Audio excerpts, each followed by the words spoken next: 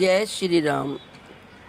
Friends, आज रामनवमी के उपलक्ष्य में आप सबको मेरी तरफ से रामनवमी की हार्दिक शुभकामनाएं। श्री राम जी का चरित्र बहुत ही प्रेरणादायक है। उनके चरित्र में सहनशीलता, प्रेम, उदारता और दानशीलता के भाव हैं। आइए सुनते हैं रामायण से कुछ रोचक प्रसंग। ये प्रसंग है रामायण में केवट और प्रभु श्री राम। यह कथा श्री राम के विनम्र, प्रेमपूर्ण और समानता के भाव को दर्शाती है। जब श्री राम, माता सीता और लक्ष्मण वनवास के लिए अयोध्या से निकलकर गंगा तट पर पहुंचे, तब उन्हें नदी पार करनी थी। वहां एक नाविक जिसका नाम केवट था, अपनी नाव लेकर खड़ा था। श्री रामचंद्र जी ने केवट से विनम्रता से कहा, भैया, क्या तुम हमें गंगा पार करा दोगे? केवट ने हाथ जोड़कर कहा, प्रभु, मैं आपको ऐसे ही नाव में नहीं बैठा सकता। पहले मुझे आपके चरण धोने होंगे। लक्ष्मण जी को यह बात अजीब लगी, लेकिन श्री राम मुस्कुराते रहे। केवट का भाव क्या था? केवट ने बड़ी श्रद्धा से कहा, मैंने सुना है कि आपके चरणों की धूल से पत्थर भी स्त्री बन गई, यानी अहिल्या जी का उद्धार हुआ। अगर मेरी नाव भी कहीं सुंदर स्त्री बन गई तो मेरा जीवन यापन कैसे होगा? यह सुनकर सभी मुस्कुरा पड़े, परंतु केवट के मन में गहरी भक्ति और प्रेम था। तब भगवान श्री राम ने केवट को सेवा का अवसर प्रदान किया। केवट ने बड़े प्रेम से श्री राम जी के चरण धोए, उस जल को अपने सिर पर लगाया और फिर उन्हें नाव में बैठाकर गंगा पार करवाई। जब पार पहुंचकर श्री राम ने उसे पारिश्रमिक देना चाहा तो केवट ने कहा, प्रभु, आज मैंने आपको पार लगाया है। अब मेरा समय आएगा जब आप मुझे भवसागर से पार लगा देना। यही मेरी मजदूरी है। केवट ने भगवान श्री राम से कोई भी पारिश्रमिक नहीं लिया। तो इस कथा से यह सीख मिलती है, सच्ची भक्ति में कोई छोटा बड़ा नहीं होता। भगवान के सामने सब समान है। सेवा भाव और विनम्रता ही सबसे बड़ी पूजा है।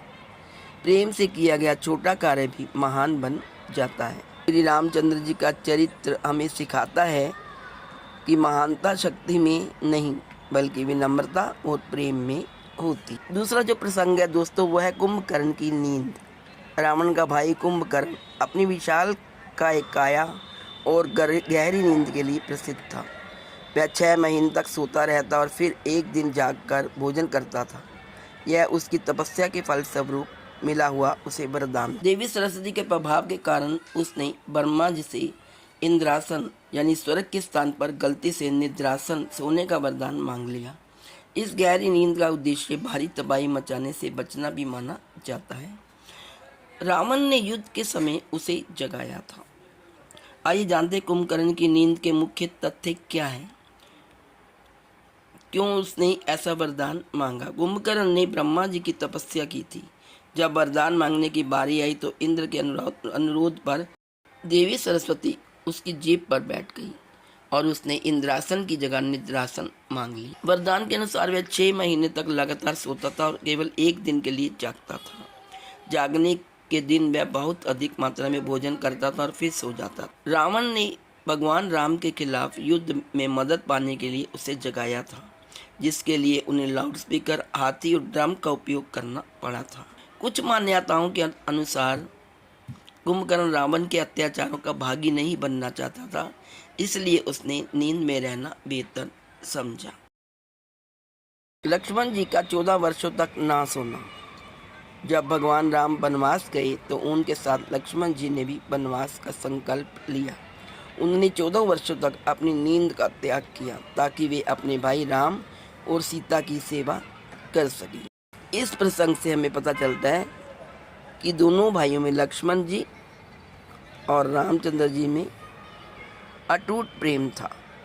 लक्ष्मण जी एक सेवक की तरह अपने बड़ी भाई की सेवा करते रहे और उनका 14 वर्ष के वनवास में पूरा साथ दिया। नेक्स्ट प्रसंग है दोस्तों, राम सेतु में गिलहरी का योगदान। लंका जाने के लिए जब राम सेतु का निर्माण हो रहा था, तब एक छोटी गिलहरी भी अपनी क्षमता अनुसार छोटे छोटे कंकड़ लाकर सेतु निर्माण में योगदान दे रही थी। भगवान राम ने उसकी भक्ति से प्रसन्न होकर उसे आशीर्वाद दिया और उसके शरीर पर 3 उंगलियों के निशान बनाए, जो आज भी गिलहरी के शरीर पर देखे जा सकते हैं। 5वां प्रसंग है दोस्तों, हनुमान जी का जन्म। हनुमान जी का जन्म वानर राज केसरी और माता अंजनी के पुत्र के रूप में हुआ था। वे भगवान शिव के 11वें रुद्र अवतार माने जाते हैं और अपनी अपार शक्ति, भक्ति और बुद्धिमत्ता के लिए प्रसिद्ध है। नेक्स्ट प्रसंग है दोस्तों 6, रावण के 10 सिर का रहस्य। रावण के 10 सिर उसके ज्ञान, शक्ति, अहंकार के प्रतीक थे। कहा जाता है कि उसने 10 दिशाओं पर विजय प्राप्त की थी, जिसके प्रतीक स्वरूप उसके 10 सिर माने जाते हैं। इन कथाओं के माध्यम से रामायण हमें धर्म, भक्ति, निष्ठा और कर्तव्य परायणता की महत्वपूर्ण सीख देती है। जय श्री राम।